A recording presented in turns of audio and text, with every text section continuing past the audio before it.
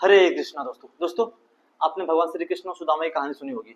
जो भगवान श्री कृष्ण से मिलने सुदामा जाते हैं, तो आपको मैं आज वो कहानी नहीं बताऊंगा, क्योंकि जब भगवान श्री कृष्ण उनकी चावल खाते हैं, तंदूर खाते हैं 3 मुट्ठी, और उसके बाद जब वो विश्वकर्मा जी से कहते हैं कि जाइए और जाकर सुदामा का घर बना दीजिए, एकदम द्वारिका जैसा, एकदम इंद्रलोक जैसा, एकदम स्वर्ग टाइप बना दीजिए।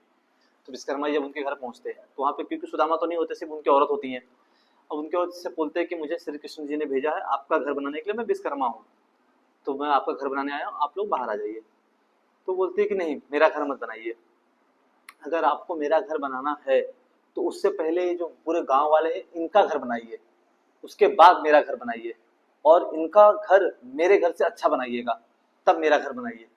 तो विश्वकर्मा जी बोलते हैं, अरे मुझे तो सिर्फ आपके घर बनाने का आज्ञा मिला है, इनके घर कैसे बना दूं? तो फिर श्री कृष्ण से पूछते हैं कि ये इस तरह से कह रही है कि पहले पूरे गांव का घर बनाना होगा, बकायदा सुंदर, सबको आभूषण, मतलब जो जो मुझे दोगे वो इनको भी देना होगा आपको, पूरे गांव वालों को।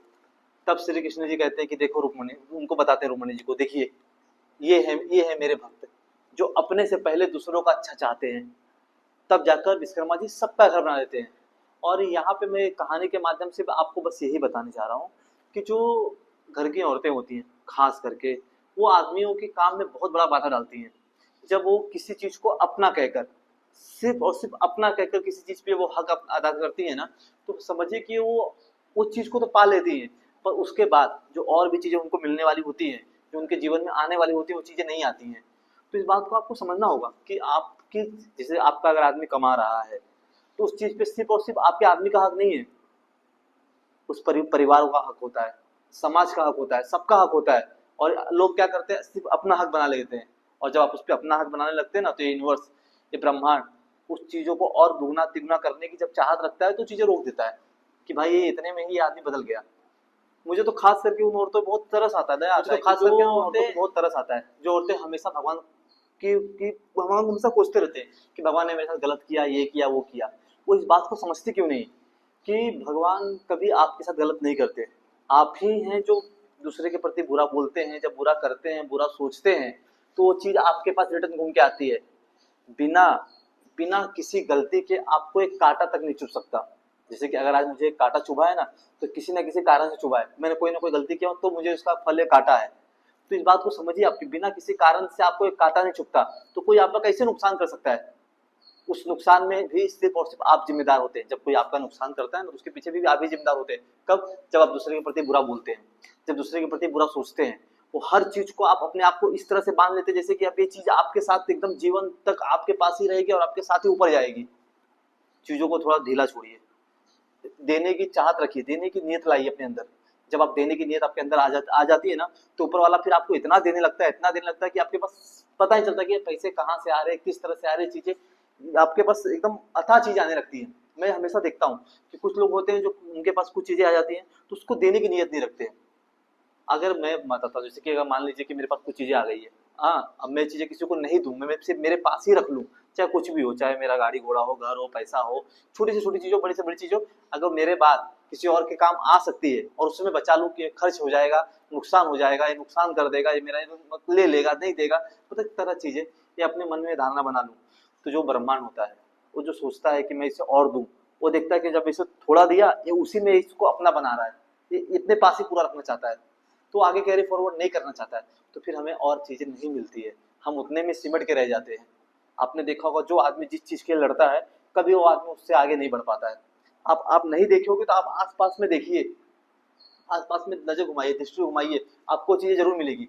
जो आदमी जिस चीज के लिए लड़ता है, वो आदमी उस चीज से आगे नहीं बढ़ पाता। आपने जब दो भाइयों को देखता है, देखे होंगे या सुने होंगे, नहीं सुने होंगे तो कभी गांव में जाइएगा, सुनिएगा कि जो दो भाई लड़ते रहते हैं ना जगह जमीन खेत के लिए, तो देखिए जो भाई जो ज्यादा ले लिया होता है, जो कब्जा कर लिया होता है, वो भाई वही रहता है, और जो दूसरा वाला जिसने छोड़ा होता है वो बहुत आगे निकल जाता है। कैसे निकल जाता है? ये हमें ब्रह्मांड वहां से जब वो चीजें छुड़वाता है, तो हम, क्योंकि जो मेरी चीज है, जो मेरे पास आनी है, वो तो आके ही रहेगी। ये ले लिया तो कहीं और से आ जाएगी, मेरी चीज मेरा पहुंच जाएगी, लेकिन जब हम अपने उसके साथ हमारी नीयत, हमारे कर्म अच्छे हो जाते हैं ना, तो चीजें हमारी हमारे पास आती है। तो आपको मैं बस यही कह रहा हूँ कि मेरा बोलने का मतलब सिर्फ आपसे इतना ही है कि आप सिर्फ अपनी नीयत साफ रखिए, किसी भी काम में ईमानदारी लाइए। आप, मैं बोलता हूँ आपसे, आप देखिए कि जो आदमी किसी का एक्स्ट्रा ले रहा है या एक्स्ट्रा खा रहा है, कुछ वो कर रहा है, वो आदमी आपको कभी खुशी नहीं मिलेगा, कभी आपको खुश नहीं दिखेगा वो आदमी। हमेशा परेशान रहेगा, कभी इस प्रॉब्लम से निकल के इस प्रॉब्लम में, इस प्रॉब्लम से निकल इस प्रॉब्लम में, और फिर भगवान को कोसेगा कि भगवान ने मेरे साथ गलत किया या उसने मेरे साथ गलत किया। गलत कोई नहीं करता, गलत सिर्फ और सिर्फ आप और आपके द्वारा किए हुए कर्म गलत करते हैं। वो किसी व्यक्ति के रूप में, आपके भाई के रूप में, आपके दुश्मन के रूप में, आपके बेटे के रूप में, वो वही चीज लौट के आते हैं आपके पास।